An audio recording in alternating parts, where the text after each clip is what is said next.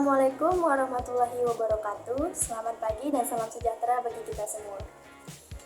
Pertama-tama, marilah kita panjatkan puji dan syukur kita kehadirat Tuhan Yang Maha Esa, yang mana pada hari ini kita masih diberi kesehatan dan keselamatan sehingga kita dapat menghadiri acara ini. Yang saya hormati Bapak Sigit Setiawan MPD selaku dosen mata kuliah keterampilan berbahasa Indonesia di SD, dan tak lupa pula teman-teman sekalian yang saya banggakan. Pada kesempatan kali ini saya akan membawakan pidato tentang peranan mahasiswa sebagai pemuda dalam kontribusinya membangun bangsa. Mahasiswa memiliki tugas yang lebih mulia jika dibandingkan siswa yang hanya berkewajiban untuk mengejar indeks pemahaman individu dan nilai yang tinggi. Mahasiswa memiliki tanggung jawab yang lebih besar terhadap bangsa dan masyarakat.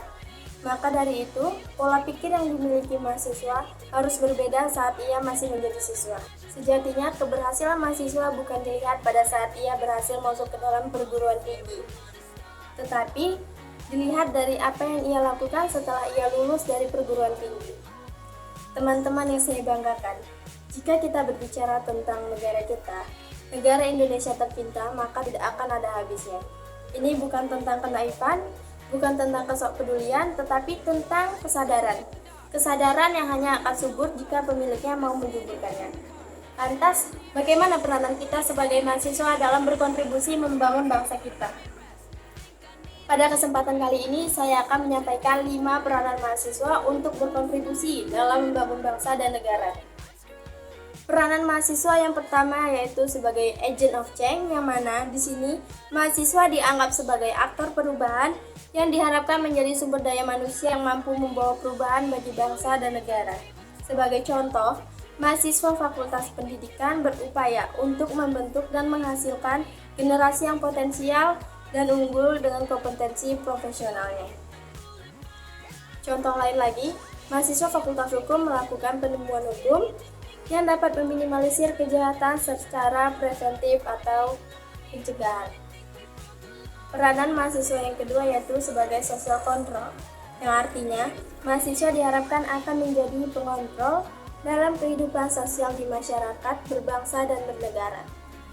Sebagai contoh, kita memastikan bahwa tata kelola pemerintahan sejalan dengan tujuan negara dan tidak boleh ada penyimpangan, korupsi, konflik sosial, dan lain-lain sebagainya. Peranan mahasiswa yang ketiga yaitu sebagai moral force, yang artinya mahasiswa sebagai orang berpendidikan tinggi dengan ilmu yang dimiliki harus sejalan juga dengan sikap dan perilaku yang dilakukannya yang baik yang dapat jadi percontohan bagi masyarakat dalam berbangsa dan bernegara. Contohnya, semakin tinggi pendidikan kita, maka rasa penghormatan terhadap sesama manusia harus semakin baik tanpa menimbang suku, ras, agama, antar golongan, dan lain-lain sebagainya. Peranan mahasiswa yang keempat yaitu Aerostock, yang mana kita sebagai mahasiswa adalah sebagai generasi penerus bangsa. Sebagai contoh, jika sekarang kita adalah mahasiswa Fakultas Hukum, maka 5 atau 10 tahun lagi kita akan menjadi bagian dari penegak hukum tersebut.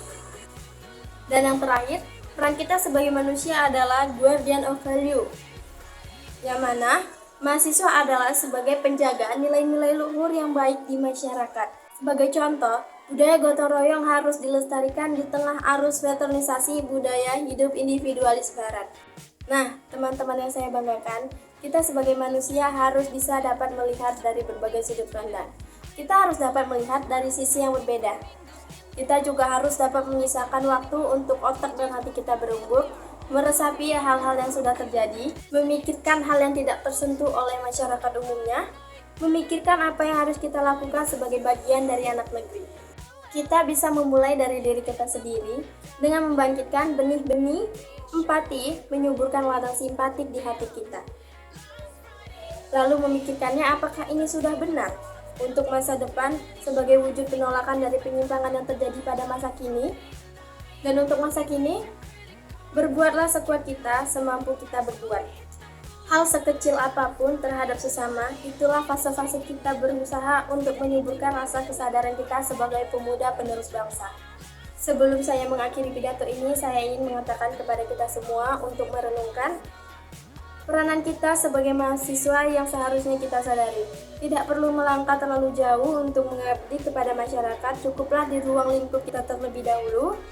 Dan saya yakin ribuan mahasiswa di perguruan tinggi yang ada di Indonesia tentunya memiliki ciri khas yang berbeda-beda pula dalam membangun negara kesatuan Republik Indonesia yang kita cintai ini.